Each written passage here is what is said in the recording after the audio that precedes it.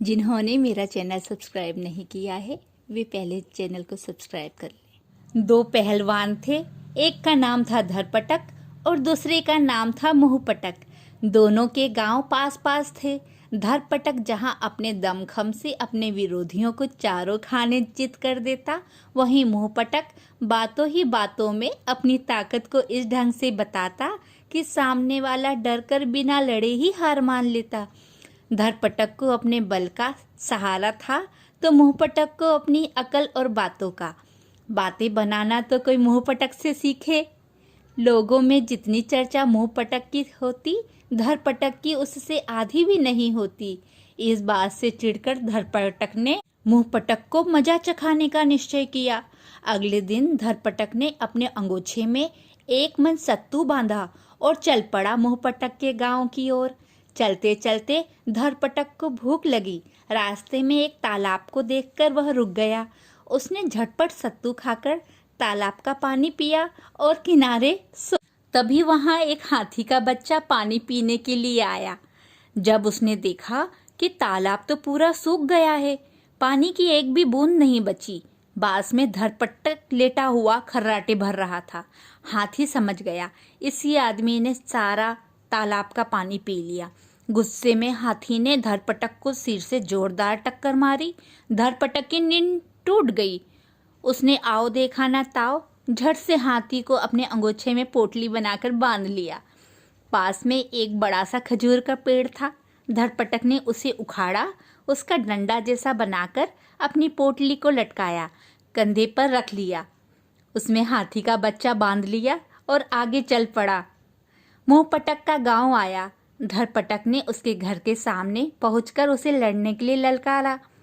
धरपटक ने बहुत ताल ठोकी, पर मुंहपटक तो मुंहपटक ही था। वह धरपटक के भड़काने की प्रतीक्षा कर रहा था।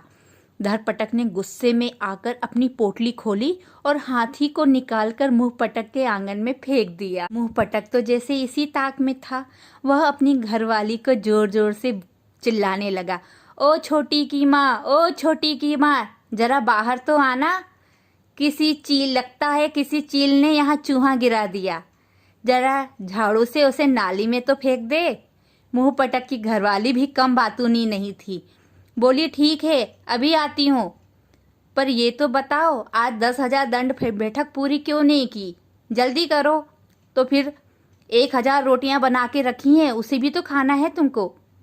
मुंहपटक ने कहा, बस अभी करता हूँ, अभी आता हूँ तुम्हारे पास, फिर उसके बाद मुझे पहाड़ भी तो ठेलना है। यह सुनकर धरपटक का पसीना छूट गया। कुछ हिम्मत जुटाकर उसने अपने साथ लाया खजूर का पेड़ मुंहपटक के आंगन में फेंक दिया। यह देखकर मुंहपटक बोला, अरे छोटी की माँ, यह मेरी दातून किसने फेंक दी? लगता है छोटी यहीं डालकर चली गई। इसे उठाकर रख दो, खाने के बाद मैं इसे कर लूंगा।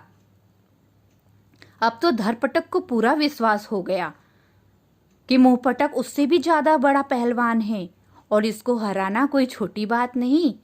इससे लड़ने पर तो मुंह की खानी पड़ेगी और हड्डियां टूटेंगी अलग। उसने वहां से चुपचाप भागने में ही अपनी अक्लमंदी समझी। इस प्रकार मुंहपटक ने अपनी बातों के बल पर बिना लड़े ही धरपटक को पटकनी दे दी। लोगों ने बहुत दिनों तक चटखारे ले लेकर उनकी चर्चाएं करी। मुंहपटक तो केवल बातों के ही पहलवान था, असली पहलवान तो धरपटक ही था, लेकिन उसमें अकल बिल्कुल भी नहीं थी। मुंहपटक अकल का धनवान था।